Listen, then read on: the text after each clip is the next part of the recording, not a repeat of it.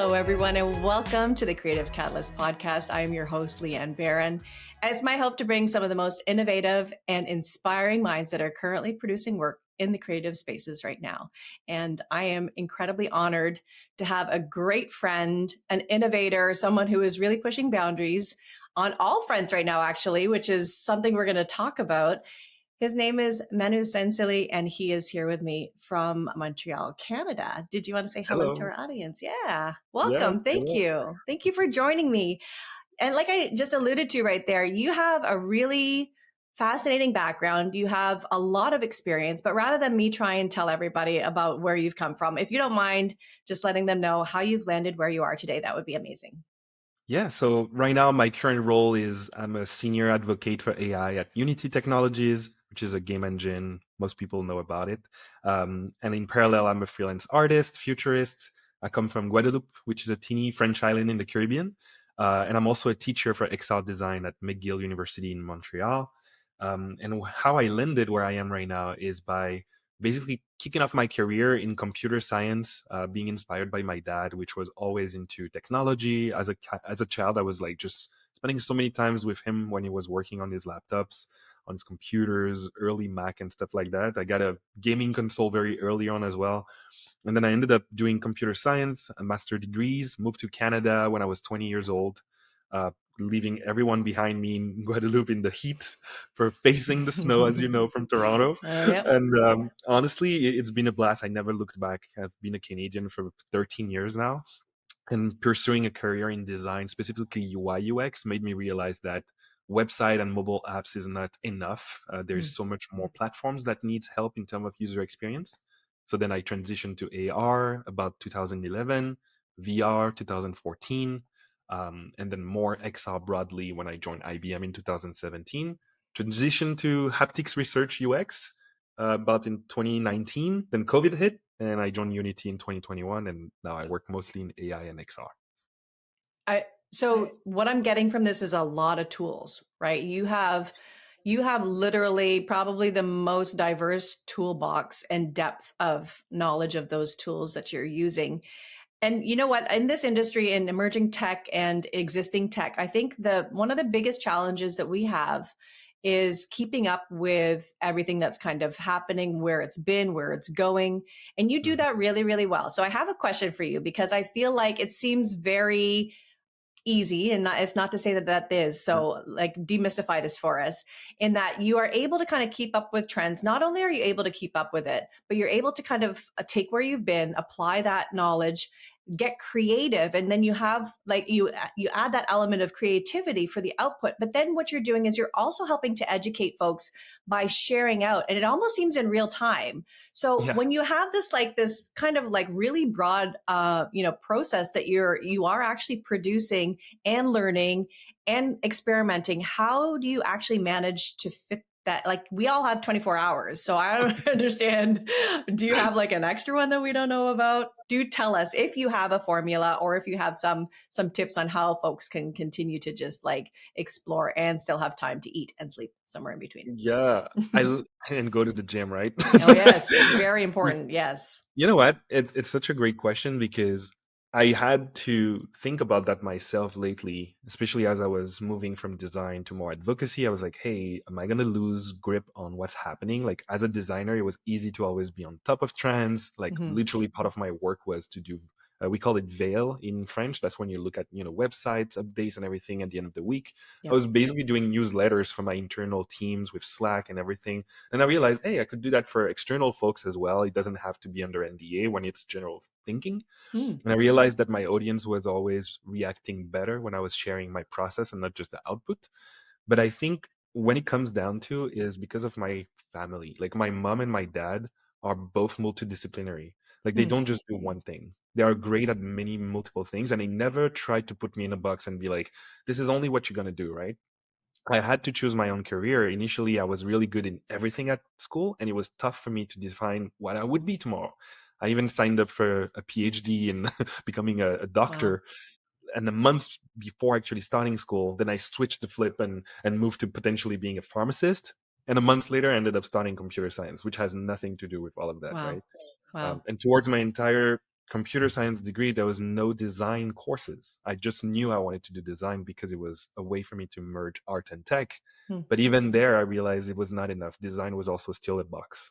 So how I do that, and I do have a formula, is, and this is a way that I hope that a lot of people can get inspired from when it comes to social media content production, Yeah. is that I don't see it as a job or as a to do, but more as a journaling exercise. Hmm. So what I do is that every day I'm passionate about many different things. So however I wake up that day and what inspires me, whether it is from something I showed, I found on the internet, or maybe something I saved a bookmark the day before, and usually it's in the 24, 48-hour span, I know what I'm going to be inspired by that day. Then I just carve sometimes that day, play with it, and whatever is the output is what I'm sharing. That's why a lot of my content sometimes is not really very complex in terms of process. I do Hmm. have some more in-depth videos and things like that when I really want to make a point. But when it's just about, hey, what am I doing with this new tool today? I'm just playing with it, seeing what I can get out of it, try to make it make sense with my values, which are always nature, culture, future. So it has to be something that reminds me of my culture from Guadeloupe or the Caribbean. It has to be something that is mindful about the world and the ecosystem. And it has to be something futuristic, which tech is in general. By putting that together, then I try to format the content output into those frames and put it out there in an educational format. Sometimes it's as shallow as, this is the tool I use, figure it out. And sometimes it's more like, hey, I actually recorded the entire process. You can get inspired from it. And I use it as a journaling exercise because it feels less, planned. Hmm. Actually, it's crazy. Most people are like, how are you doing this? Like, I've been creating content now for 500 days in a row and plus, and Amazing. it's always the day of. I never plan in advance. It's, if you see a video from me today, I worked on it today. I never do it for the day after, because then it loses the purpose of journaling. Yeah. I think that's absolutely brilliant advice, and I let's kind of I want to just really triple down on this. The fact that what you're doing too is you're not getting incredibly precious about the production of it, obviously, because if you were, then that's kind of the stopping block. And I don't think either you're so concerned with how it's going to be received or who's going to be looking at it, or worried so much about the POV, not to exclude them. Like obviously you're going to be aware of your audience and very sensitive to that, and will likely form some of the content based on what you hope that they'll want to hear. But at the same time, it sounds like this is kind of almost intuitive, and you're Yes. not second guessing yourself. Maybe that's the other thing too, and that you can move with such speed and ease. And I wonder, is that something that you've refined over time? Because I know that, they always say that the greatest leaders are able to make decisions quickly. And this is essentially just, part of that process of making a decision. Like, this is what I want to do. This is how I'm going to do it. And just kind of going with it and not tripling back and going, oh, should I do this or should I maybe tweak it Hmm. this way? So you can move quickly. So I wonder, have you always had that capacity to do that, or was there a Oh, refinement over time, or is it again like we were just before we jumped in, we're like it's like a muscle, all of this creativity, the processes, and that you have to flex it to get it stronger. Is that how it was for you, or that's very more well said. I secrets? think it's I exactly that. It's Okay. something that had to be iterated upon. Like, the design methodology is still something that is core to my work. And Mm, initially, I was really, I would say, aware of social media and how people will think about me, like making sure I'm not saying something that could make me canceled, or sharing yeah. thoughts that are inclusive. And I have a lot of people in my entourage that are, disabled, or not coming from different background or different language. So I was like, oh, should I even speak French or English? Like, there was a lot of questions at the beginning, and it was tough for me to even find my voice because I was so blocked by all these questions that I was in end up doing nothing. Like, I was Mm, generating no yeah. content for a while. Yeah. And then I realized, wait a second. It feels like I'm doing that for someone else. And by doing that, and I'm creating a lot of barriers, and I'm in Yeah. the helping no one. So I switched it to, and that's coming from a lot of books reading. I have some of those books over there. I recommend Simon Sinek, Start with the Why, for example. Thinking about my why made me feel confident about whatever I would be saying needs to follow that moral compass. And if it Yeah. does, then it feels good. Regardless of the other question I might have, that's okay. Just jump into it. Then my metric is not the views, is not the audience. Actually, my success metric is trying to help at least one person, and that one person can be yourself. So if Yeah. you're doing it at least for you, and if you resonate with at least one more people, it is already a success. Now, if you have a million more, amazing, keep doing it. but it is never the end goal. The end goal is to putting this outside, because if you're not, no one can hear what you're thinking. Yeah. And I'm doing it for me also as a way to look back, because you will always have something hard happening into your life. If we're too young, probably didn't happen yet. And if we're towards the end of our life, maybe we already went through a lot of things. But Mhm. regardless, we're all going through something at some point. Being able to look back at what you've been feeling, what you've been producing, what did you think about in that moment in time, is kind of a way for me to kind of being okay that everything will always be okay, because I'm able to adapt. So it's also a feeling, it's therapeutic for me to do that. And I think it takes a brave heart, especially in the beginning, to be able to put yourself out there and to be able to understand, like you say, there are people that you may not intentionally offend.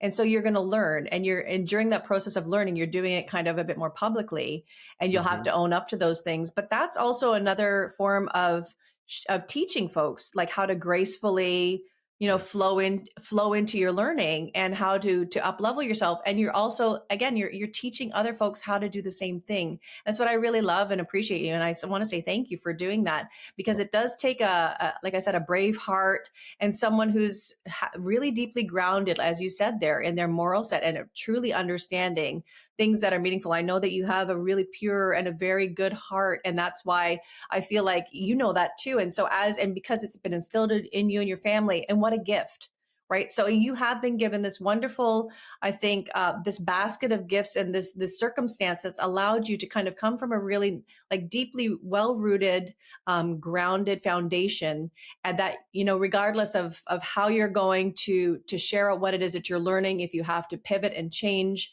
you'll do so in a way, like I said, of grace, that you will be able to kind of show other folks how to be able to do that. Thank you for sharing that, because I feel That like comes that's from so family. yeah, absolutely. And I feel like sometimes, we in our community, we have such diverse backgrounds of folks that maybe don't have the privilege of having that kind of family or that stability. And that's why it's even more important for those of us that do have that to kind of emulate and show folks that maybe you don't have it, but guess what? Family, the nice thing about the family that we choose is that in this community you can join. And I know that you're very open arms. You and I feel like we're family, that we've adopted one another as family. I agree. There are so many things about you that I resonate with, that for myself I haven't had, but in your friendship and like what I've heard from you and the relationships that you have. And like I said, you're so welcoming, and and without pretense and without expectation for anything in return. And that's what family does, right? And so I think Yes. leaning in heavily, let's talk a little bit about the community and the fact that you are sharing so readily. Are there some nice gems, or there's some nice things that you're finding in being so vulnerable with your community Oh that my you've God, yes. experienced? Okay, give me something. I love this, because honestly, it's, we've talked about this a ton of times. It's my bloodline. It's what's kept me alive over the last few Hmm. years, especially, of having such a strong community of like-minded folks, right? So do share. Tell me some of your favorites. I think it's karma in a way. Like Mm, many people might say they don't believe in it or not. I'm not a religious person, for example, and that's totally okay. And I respect everyone's thoughts and point of views. But there is something, right, that we all share, and we're all mhm, humans. And you said it well. When I said it's my family, I was not necessarily referring to my blood family. Actually, when I mean family, I mean the people that I choose in my circle. I'm very cautious about who I let enter that circle. Sometimes you might think you're part of it because you're in a larger circle, and that's okay. But that core circle, the one that influences you, the people you look up to, they can be friends, they can be colleagues, they can be, sometimes I love that, the pen friend, the people that you never met but you have a lot of conversation with online. And a mhm, lot of these people end up being people you end up meeting in real life, and then you become closer friends. But I have a lot of those in that community. A lot of people that I've only met in one event, and we share sometimes a bond that is closer to one of my cousin, right? mhm, And these people sometimes are not even seeing themselves as leaders or as people that influences you. They just have a very specific set of values that matches yours. And going back to your question about what is the gem that I'm getting out of doing this, it is that karma. Like you can almost mhm, sense it, that by giving away, you get so much more back. And it's not into a monetary value, it's not into follower counts, it's not into those very digital metrics. It's really more into the sense of helping out and giving what you have as a gift that other people might not be privileged to have, and mhm. giving that away to the people that might not have it. And this feels good. That's your real feeling of being part of something, whether it is society, whether it is the community, whether it is the human experience. I feel like we need to teach more of those soft skills to children, especially nowadays when you're born into the digital era. It's really hard. There's a lot of cyberbullying. You're, as a mom, you probably are facing a lot of those questions with your Hmm. children as well. And I think that being able to teach that, I would say that more social aspect of how to deal with those emotions and how to adapt that into your work is Hmm. essential, because then when this is grounded, everything else is becoming simple. Like you're not double thinking about anything else. Yeah, I love as well, you're talking about not just the community that we're having digitally, but and being able to meet people in real life. And so we're also in this very unusual space and time right now where we Hmm. are literally we have one foot in these dimensions, where we have this mixed reality. We even then have the interjection of AI influencing a lot of what that's going to look like, how we're Hmm. communicating with one another. And so I wonder, as we're going through this mix and as we're exploring this new territory, do you have any strategies on keeping, one foot grounded, obviously in digital, this is your world and you have to understand what's happening there. But in reality, is it meetups? Is it I know that you went camping and you do Yeah. frequently go camping. So those types of things, do you have as well strategy for that or things that you gravitate towards doing? I don't want to necessarily say in both realms if there's one that you prefer over the Mhm. other, or how do you flow between two? Because we are literally in that space right now, right? In I between have both this worlds. conversation literally almost every week with Hmm. people either that I work with or friends in that same realm, and they're always also sharing how they are doing. I think it's very personal. Some people might not agree with the method that I might share, but Hmm. for me, I'm geek. Like I love being a geek. That's something that defines me. I'm not even ashamed of the title. I think it became something cool nowadays. Yeah. And just absorbing and being okay with who I am is the first step, because then you're not already mad at yourself before even looking at what people think about you. Then the second part, and I literally had that conversation 30 minutes before Hmm. with Nolan. If Nolan is listening, you might Yeah. hear yourself there. It is the fact that sometimes you need to also be unapologetically yourself. Yeah. Just be, careful when you're in society that you're not hitting the wrong spot and saying something that might hurt someone. But if you're yourself, you should not care about what other people that not get your message will think about. Think about the one that will get it. Think about who you're going to inspire. And that's fine if not everybody resonates with you. You don't need to be liked by 7 billion people That's to right. exist. Hmm. What's important is that you feel confident, even in silence with yourself, that this is what I sound like. This is what I like hearing. When I hear myself back, I agree with this. Then that's fine. Everything else is just magic powder. Hmm. Then the second part is, especially between digital and real life, like I'm Caribbean. That's something I cannot change. I was born on an island. Nature is just part of me.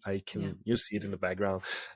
So when I don't feel like I'm touching ground, or when I feel like I'm losing that grip, I need to put myself in position to just force it. So Hmm. because I'm very like workaholic, it's tough sometimes to realize, hey, have I been online too much, or have I been in front of a computer for too long? So having an amazing partner, my fiance, helps me sometimes to just be like, hey, you should probably get out of that office for now, Hmm. or going outside and literally touching grass, putting your foot in the floor in the morning and taking a little walk. It doesn't have to be a heavy gym routine. Yeah. I didn't go to the gym for the past 3 weeks, and I feel great in my body because I've put myself in positions where I'm breathing air, I'm looking at water, or I'm going to touch a tree. And, like I feel like those things, even though they seem simple, in a world where we spend a lot of times on mobile phone, on computers, in VR, it's easy sometimes to lose what's important and core. But because my grandmother is always in my head telling me those things, like I used to be a kid and be like, it doesn't matter, like I'll do what I want. But Yeah. also, we were born in a society where we had the before and the after.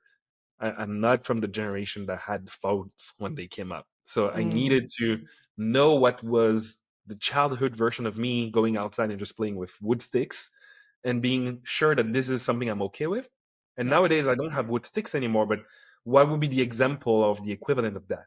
Maybe that's spending some time with my friend without using my phone.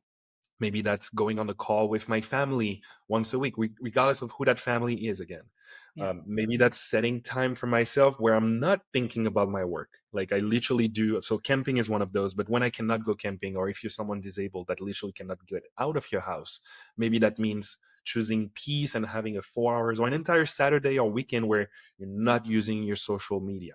you're spending time reading a book, you're looking at your favorite show. It can be a TV still, but at least you're not consuming content that is actively in time with reality. You're Mhm. making a pause for yourself. You're creating a little oasis. So that can be in VR. Like I literally Yep. had therapeutic session in VR with people, and I think that's also very healthy to think about using those tools in that way.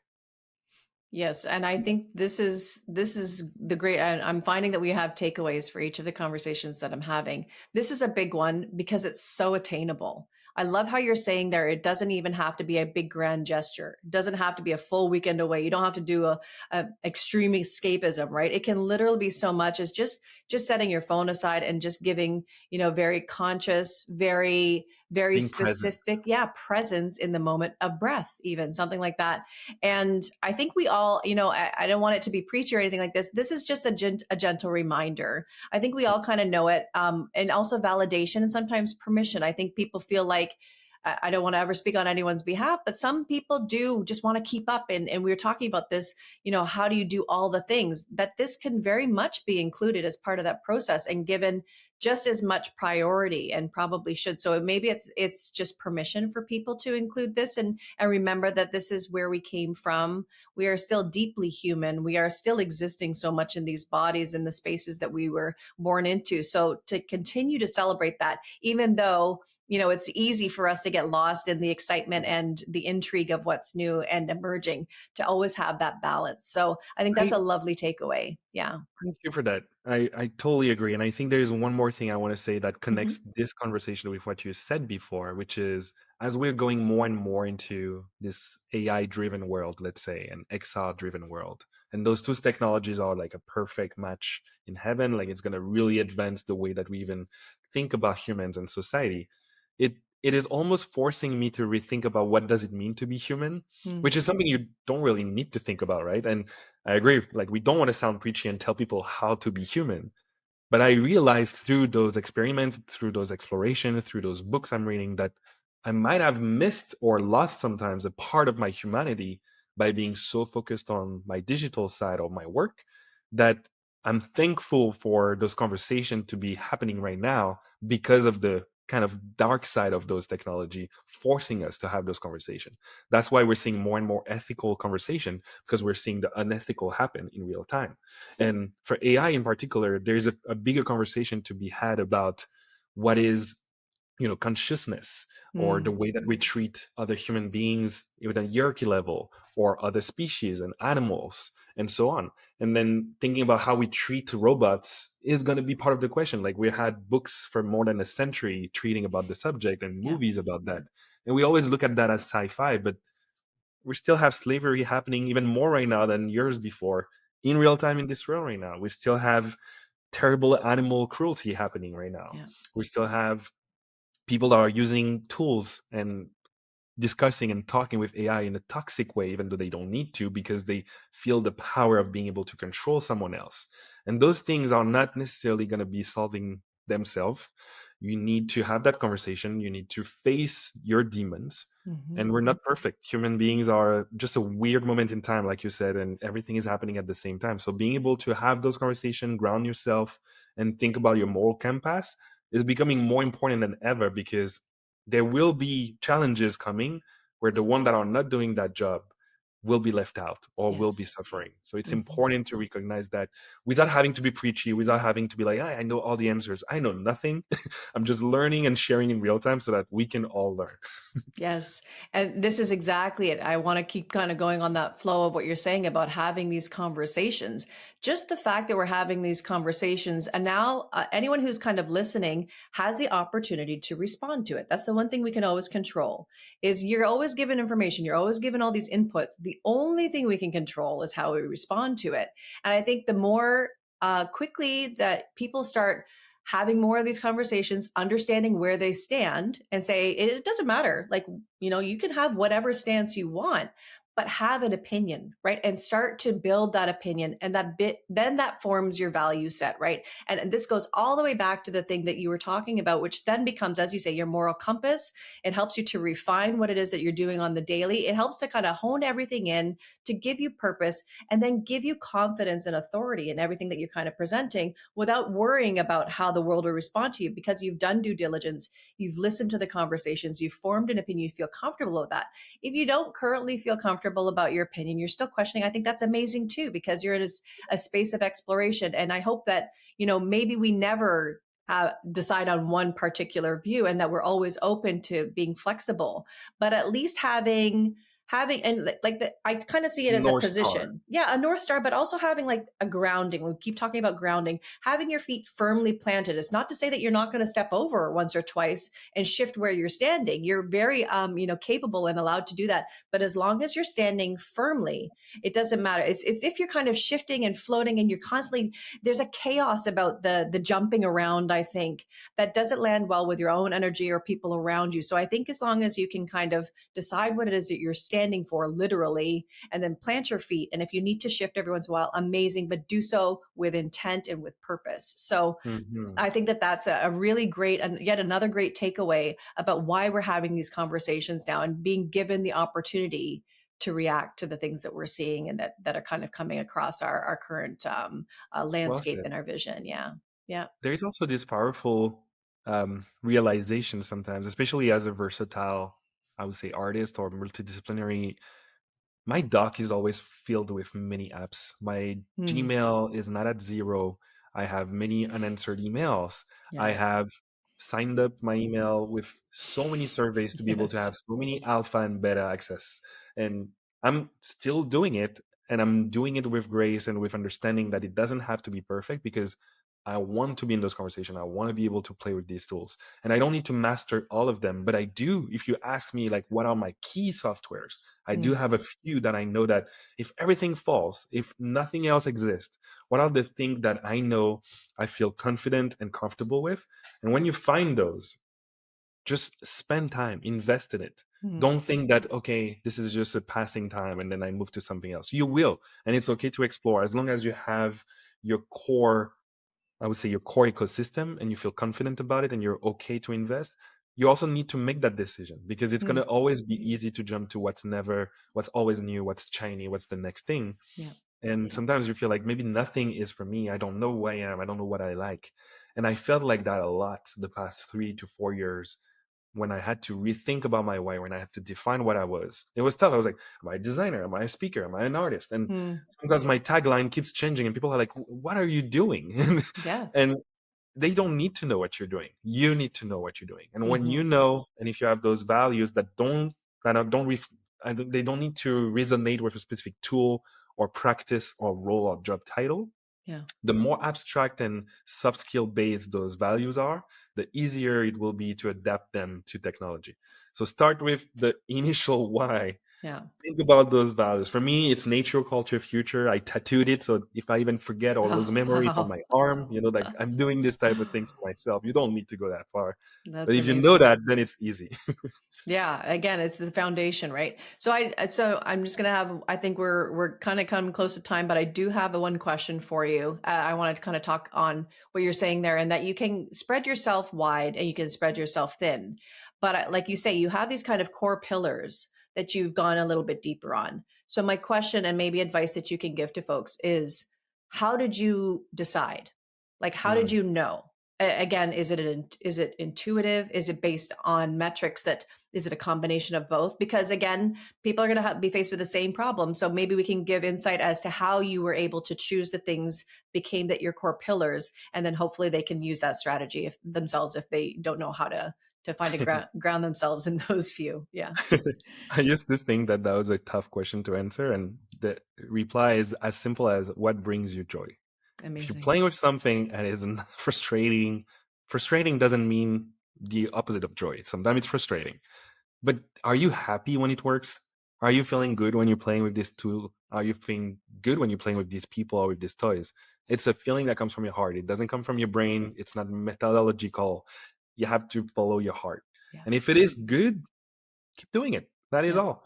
Maybe that's not going to be the shiny new toy that everybody's talking about tomorrow, but when you come back to it, when you're in your quiet space, when no one is looking, does that tree fall in the forest? Do you hear it? Yes, then keep cutting that tree. Amazing. I love it. And I love that you said that, Manu, because this is the recurring theme. And actually, what's happening, no one knows what any other person has said on the podcast. But when you're going to see these all together in succession, it is now becoming super clear to those of you who are continuously listening that the thing that resonates and the way that we are choosing what we give our attention to is based on how much joy it brings you. This is a consistent answer that keeps coming up. Yeah. So it's not me.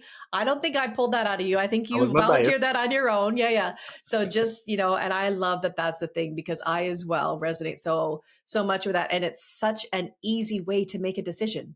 You don't have to have Mhm. a degree. You do not have to know anything but what you're feeling, which is the most basic and simple thing. You just literally have to understand and tune into what it is that brings you joy, that evokes that kind of emotion that resonates well with you. So I think that's a beautiful place to leave it at. I think that we could I agree. talk, that we do, that we could talk forever about all kinds of things. So I do feel like at some point in the very near future, if you don't mind, we come back and we can just keep I would chatting love that. because who knows, even 2-3 months where we're going to be at and kind of what the world is doing. I think we'll need a regroup to just touch base and see how I love things that. are going. All right. I love that too. Thank you. Thank And you for this great moment. yeah, for sure. I feel, it's always an honor. We always are, I think, very supportive of one another. And if we can also share that out to the community, both of us, I don't want to speak on your behalf, but my DMs are always open. We're always in Same. a place where anything that you've heard today, if there's more that you want to drill down on or that resonated with you all, feel free to either share it, if you don't feel comfortable doing that, definitely talk to us in the DMs because we're here for it, right? And actually, on that note, if you don't mind just sharing Mhm. your socials where people can find you, then they can Yeah. continue to see your journaling in real time. So it's Manu Vision on every platform, Manu.vision on Instagram. It's also my website, so it's easy. www.manu.vision, like the vision. Perfect. So easy. I love that. Thank you. Always Thank you. a joyful conversation with you and insightful. And thank you for your inspiration and for taking time to be with me today. Yay! And thanks for Yeah. listening, everyone. Yes, appreciate it. And as always, my sign off is that I do hope you all stay curious and keep on creating.